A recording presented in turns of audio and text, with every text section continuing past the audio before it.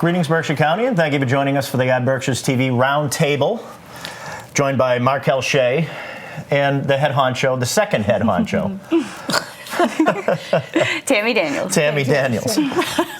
And today we're actually going to be talking about buildings, mostly about old buildings, but really old buildings lead right into new buildings. Yeah. There's a perfect example of this right here in Pittsfield, the old Morningside Fire Station. It has been controversial.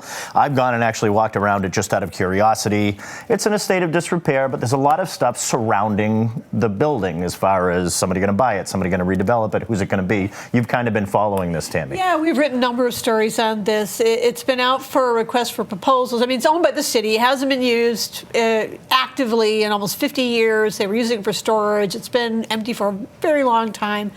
It sits in a very prominent spot on Tyler Street. So, and you know, Tyler Street is going through this whole transformation now. They're, putting money into it to redevelop it. There's a huge housing project going on at St. Mary's right down the street from it. So, the city's put it out 4 or 5 times at least in the last decade or so. Wow. With little response.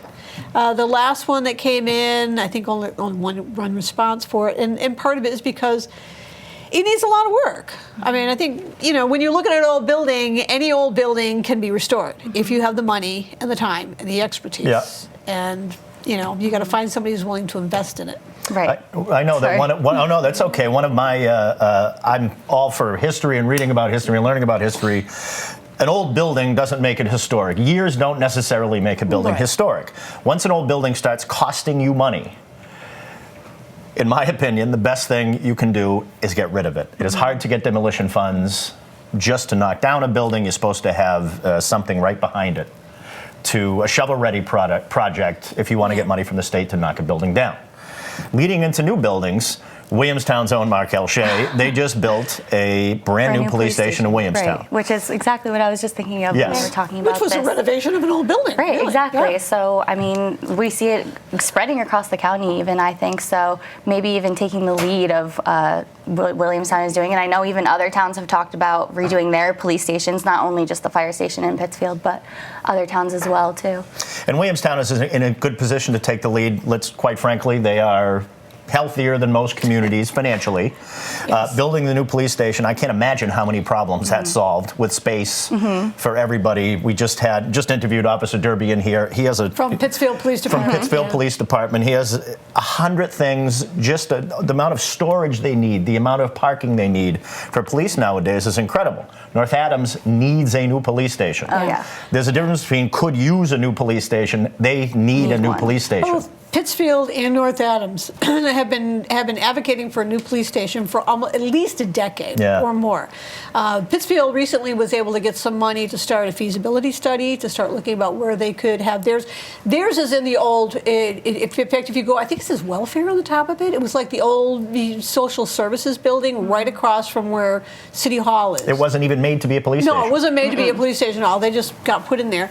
And then, of course, the North Adams one was brand new when they made it. I mean, they made a public safety building where you had the police on top and you had the fire department on the bottom because it was built on a banking, and it was great. And now it's 60 Yeah, I was going to say, when was this opening? And fire trucks can't fit in it. I mean, you're limited as to what you can do. The kind of access that you need for police department at this point, all the computers and us being and all our office being on Main Street, we hear it all the time. They're always in and out of that station. Yes, and they're under, and North Adams is worse because they are under an order by the U.S. Department of Justice to provide access to that building because it is not handicapped accessible. So they've been trying to piecemeal things to make it work. An example where it's a difference between we want one and we need one. Yeah.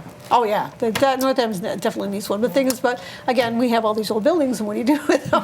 Prioritizing is tough. I know Cheshire right now is trying to prioritize all their old buildings and what they're going to do with them. Lanesboro wants a new probably will want a new police station. Right. I don't think Adams needs a new police station, but my guess is they would love a new police station. The one they have I think that they're taking on a lot more projects right now from what it sounds. They probably have more. But it's definitely on the list, I'm sure. And do you happen to recall, because I don't, maybe you do, but as somebody from Williamstown, what was the battle like? What was there any battle for the new police station? None. I don't know if I can speak for the whole town, but for me, I was excited to see it, honestly, because I'm just the whole update of it, and like you said about parking and everything, just even looking at it, I haven't unfortunately gotten the chance to walk in and see the inside. I'm sure it's beautiful. But yeah, I think that the community was really welcome to it. I think it's a way more accessible spot right across from Cozy Corner Restaurant, where a lot of people know. Well, I think Williamstown wanted a police. The only discussion really in Williamstown was where to put it. Yeah. And should they put it with their fire department? Because the fire department in Williamstown is in desperate need of a new station too. They right there on Water Street. Right, and it's a different government too. So the fire department is run by a completely separate the water district and the prudential committee run that. So they were trying to get these two governmental agencies together to see if they could put something together, and they just could not. They could not figure out how to make it work. So the police department just went ahead when a piece of property came up that was usable. It was the old Turner house. They jumped on it and they got it done for a very reasonable amount of money. So. Yeah, and in a reasonable time, I think. It seemed like it just popped right up one day. It was not. Didn't take them long. A gorgeous building, which actually leads me to my next sort of topic, which is, I love being from Adams. You drive by Adams Town Hall, gorgeous, or the Adams Library, whatever they may be. In my opinion, if you're going to build a new police station, new fire station, new town hall, I'm a utilitarian guy. You build me a sort of prefab, steel, cheap building that will house fire, police, town services. Now, obviously, in a city like Pittsfield, it's huge. You're going to need a lot of stuff. But in Williamstown, North Adams, Cheshire, Lanesboro, there's nothing really stopping you from doing that outside of figuring out the logistics. I don't care if it's ugly. I don't care if it's not from 1925. I don't. But public perception, the police station in Williamstown, beautiful. Right. The old buildings in Adams are absolutely beautiful. But put me down for cheap, tax-payably accessible, as financially long as they're not on the main road where you want all people looking at You just want it all, Jeff. I hear you. I do. I want to know. I want all people to say, look at how smart this town is. They could have spent tons of money, but they didn't, and now it houses everything. It's a deal in Cheshire that have everything together. The town administrator can go talk to the police chief can go talk to the fire chief, and et cetera, et cetera. Well, that's the problem with Cheshire, though, is the town hall is so small that when they expanded the board from 3 to 2, they had to move the meetings to the senior community center because you couldn't fit in the selectmen's meeting room. I mean, I've been in that selectmen's meeting room in town hall, and it's like I've never had the 5 pleasure. people. Can't say I have either. It's very tiny, and I always thought if there's a fire, the poor selectmen are behind this long table. How are they going to get out? They're going to crawl over the table to get out of the building. So it was. But these rough. are things that need to be factored in when it's coming down to decisions like these. People don't think about things like that, where you have to meet for a meeting and how many people do we have to fit in this room.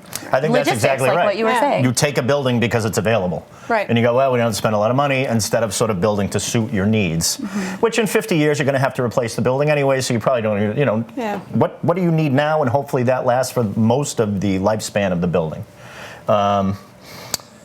So we probably should voluntarily visit the Williamstown police station. It is beautiful, or I will commit a small crime if that's what you want. You'll take the. I will. You'll take That's the fall. fine, and the Williamstown police can lock me up, or we can do a charity thing where they come and get you from the offices of iBerkshire's and whisk you away. Oh yeah, let's not do that again. You've got to be wanted for something in Williamstown, is my guess. Probably, something. Don't even get me. All right. We've got about a minute left. What do you got coming up? What do we have coming up this week? I think we're almost at the end of our. There's not a lot going on this week, quite honestly. The news cycle does sort of end. It's a time of year. As soon as spring comes around, everybody will start coming out of the woodworks. I mean, I know that in North Adams they're still talking about the so-called pillar art. This art that was put on the pillars and underneath the overpass. It was part of some school project. They got painted over about 5 years later because they were painted over another art project that was under there, and the people with that art installation wanted their art installation back. Now the city council is taking it up because it's just been sort of This back and forth kind back of. and forth for a few years, and I know the city council is going to be talking about that, and sending some questions to the solicitor. That's been an ongoing thing. I'm sure will be ongoing. Definitely for covering that. months more. Yes. How about Adams? Adams has Thunderfest coming up March 7th, That's right. which I'm sure March they will 7th. love. It's fun. It's just fun. Then What nobody is it for people who don't know really quickly? Oh, well, the Thunderbolt, of course, is the famous little backcountry ski run down Mount Greylock, and Thunderfest is just food, beer, music. It's not, That's very simple. nobody's really making a ton of money off of it. Nobody's making any money off of it, really. It's just fun time. Something to do in the wintertime something when to you're do in the waiting for wintertime. spring. We just finished Winterfest in North Adams. That's what they did last week, and it was the chowder competition. The ice and sculptures I've ice seen. sculptures that Beautiful. one of which is still in Every front of our year. office. So yeah, it's always fun to have a little something. And of course, the Polar Plunge will be coming That's up in right. Pittsfield. I will see you at the Polar Plunge, and thank you all for joining us here. Thank you, Markel. Thank you, Tammy, Jeff and Tammy. at the iBerkshires TV Roundtable. Does your business have vacancies to fill? BerkshireJobs.com is the leading choice for finding you the best and the brightest talent. A proven solution for hundreds of Berkshire businesses. Find the people you need or your money back guaranteed. BerkshireJobs.com. The Pittsfield Police Department wants to get you on a routine, and Officer Darren Derby is here to tell us all about it. Officer Derby, welcome to iBerkshires TV. Thank you. Morning. Yes, it's good to have you on. And we wanted to talk to you because I noticed that on Facebook, you have been regularly on the Pittsfield Police Department Facebook page. You've been there, maybe not you, I don't know who's doing it, but whoever's doing it. I won't divulge that information. Okay, because they're very clever. Yeah. And they are all about a hashtag 9 p.m. routine. And why are those memes on there? What are you trying to tell people? So probably last couple of months, the chief has, he's usually pretty good with being aware of what other departments are doing. If it works for them, why not try it for us? And, we're up for anything to really help bridge that gap and be open with the department and the community and have that conversation. So then he started noticing that other departments, one in particular, Gainesville PD, was doing it. They were having great success. It was engaging. People were talking about how they do their routine and how can it not help. So he put some money to work, and we now have it in full effect. So why 9 p.m.? Well, first let's talk about what the 9 p.m. routine is. So tell us, what is the 9 p.m. routine? So the 9 p.m. routine is really just a reminder for people. 9 p.m. is kind of that general time that a lot of families settle down for the night and, go to bed, get some, shut-eye. And it's...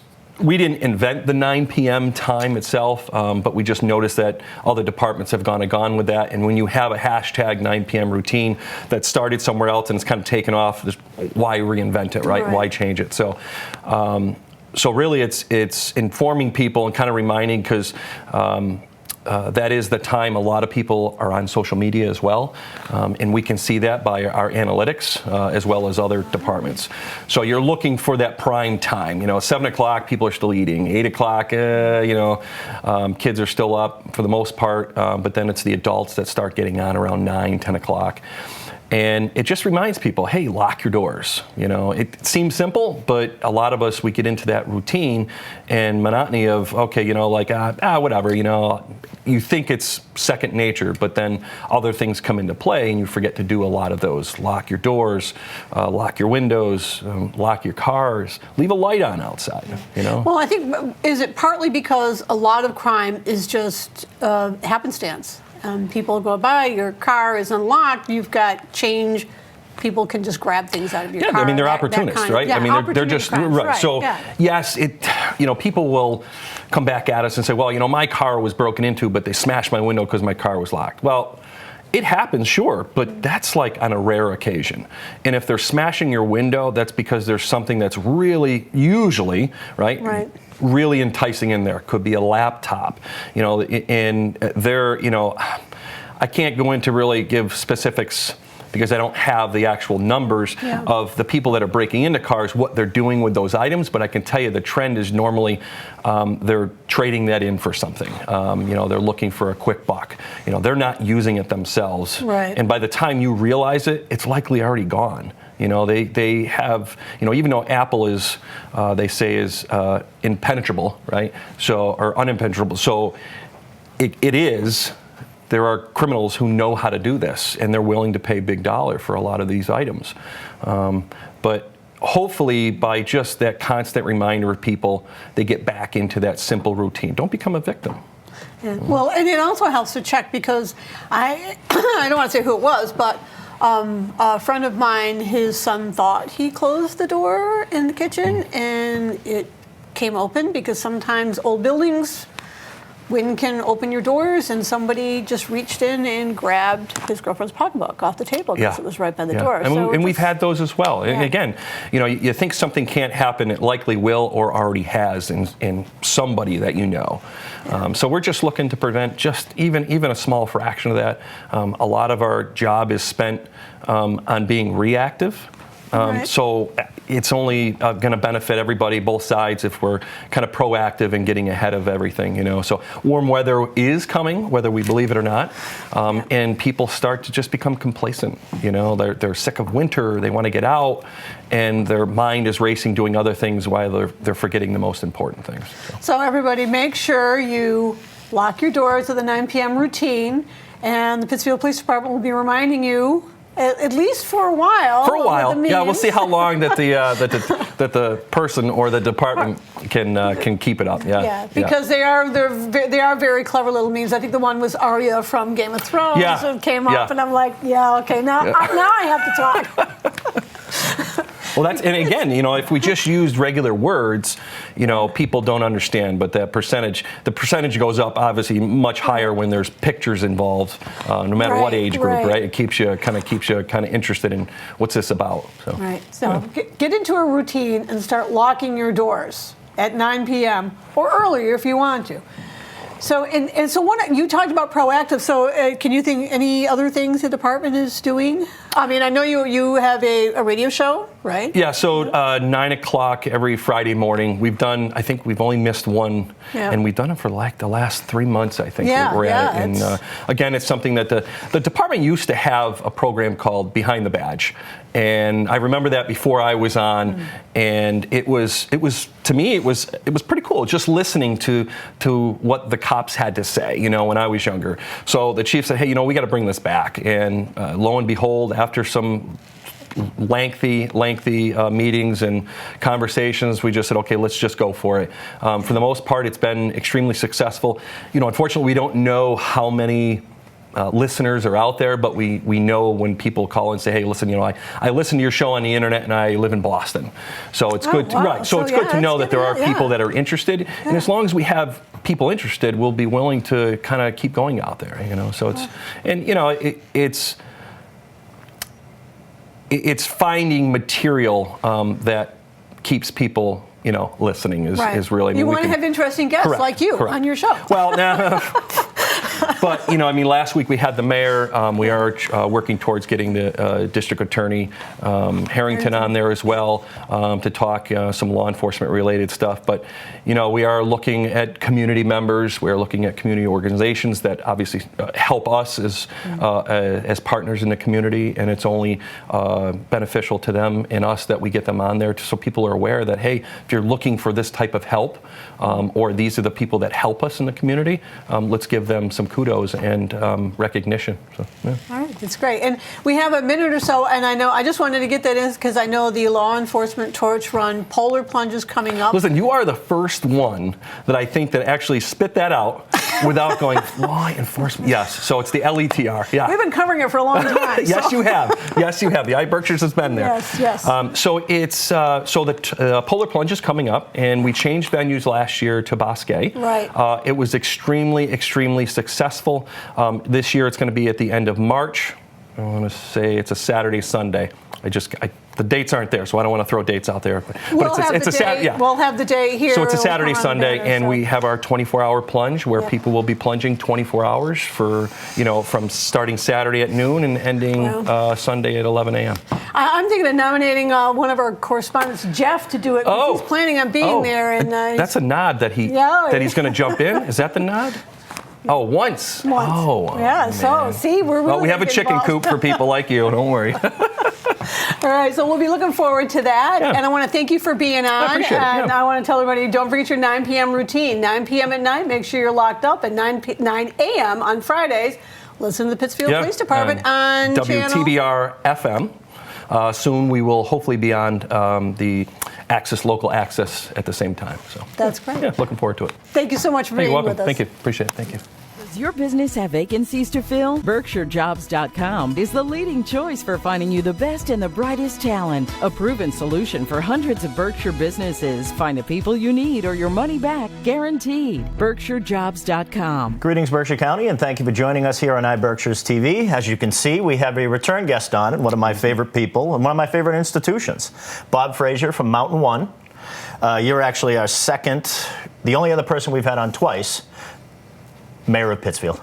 Wow, I'm an esteemed company. Thank You are an esteemed company. And thanks for that nice introduction. Absolutely, and we love having you.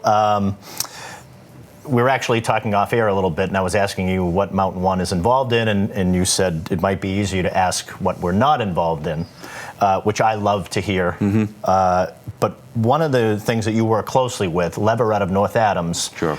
I was reading up on them and doing my research. They're an interesting operation. Why don't you explain, first of all, what they do and what your involvement is? Well, one of our core commitments as a company is community engagement. And I think that can take on a couple of different paths. We do a lot of sponsorships within our communities for nonprofit social agencies.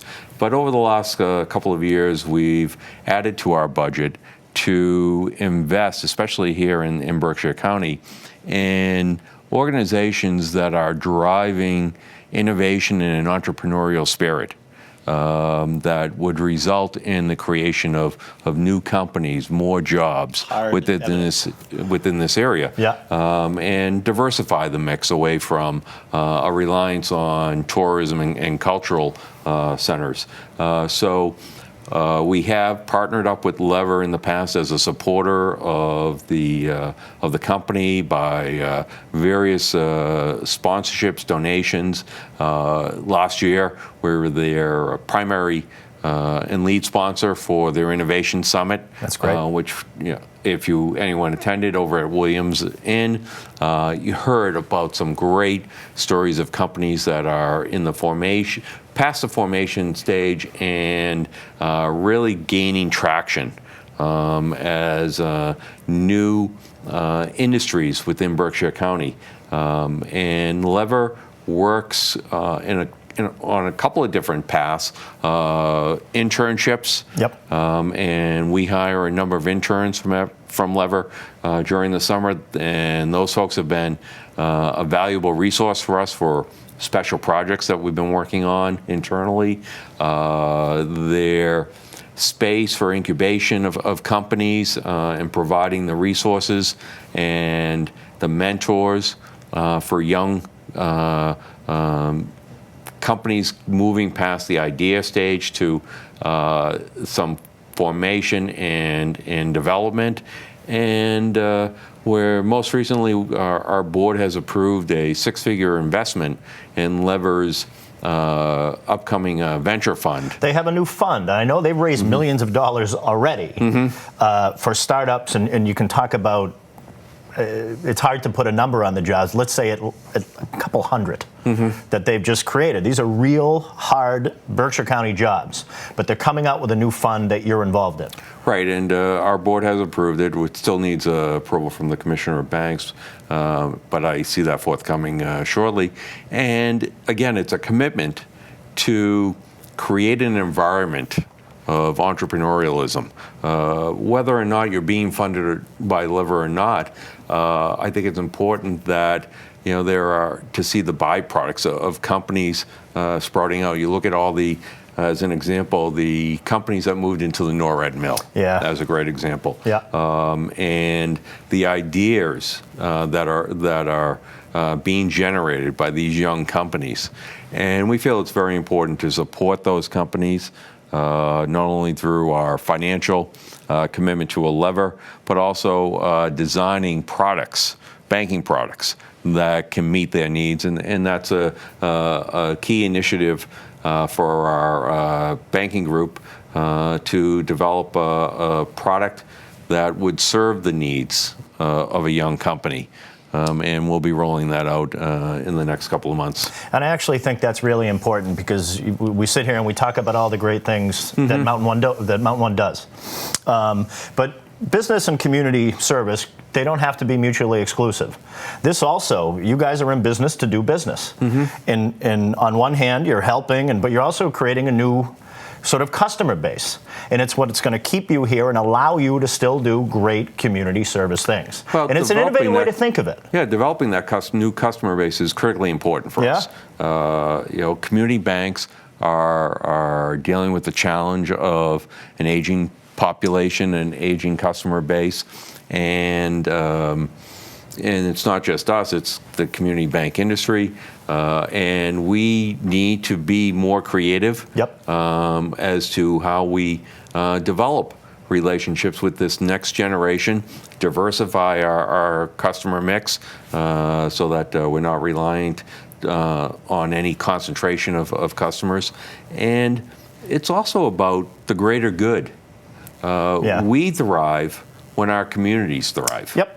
And I think it's incumbent upon us as a community institution to reinvest back into our communities for the good of the community, not just addressing certain socioeconomic woes, but to create an environment that leads to the development of living wage jobs, prosperity, and so that our communities are doing better and they can reinvest back into themselves for public safety, for education, and just an overall higher quality of life. It's corporate responsibility would be maybe the shorthand way of putting it. It's something that you feel, and I think, and I certainly know some of your employees. I think we all probably know somebody who works at MountainOne. There's a particular type of person who I think is drawn to MountainOne, and I know you've been going through a marketing campaign, and part of that is sort of an educating of your workforce. We want to set these type of standards, and it runs from, we were actually just talking, you started out as a teller. I did. And it seems to be very important to the management of MountainOne. It doesn't matter where you've come from. Degree, multiple degrees, no degree. If you're there, you have the opportunity to flourish. I think that's so critically important. And I started out as a teller a million years ago, but I was given an opportunity to succeed.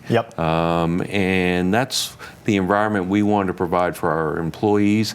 And I think it ties into even an MCLA as an example. This is big anniversary coming up. Absolutely, 125th anniversary. And I look at that school, and when you look at the enrollment, how many first-time, the percentage of first-time college-bound students in that family, that is creating generational success down the road. And I feel that we're aligned in that regard. We want to also have that environment where we're providing our employees with an opportunity for great success. We're investing heavily in training and development of our employees, and it's also a realistic and necessary investment because as the baby boomer generation starts to retire or has started to retire, we're all facing succession issues. So how do we build up that depth throughout the entire organization that is going to benefit the company, the employees, and our customers?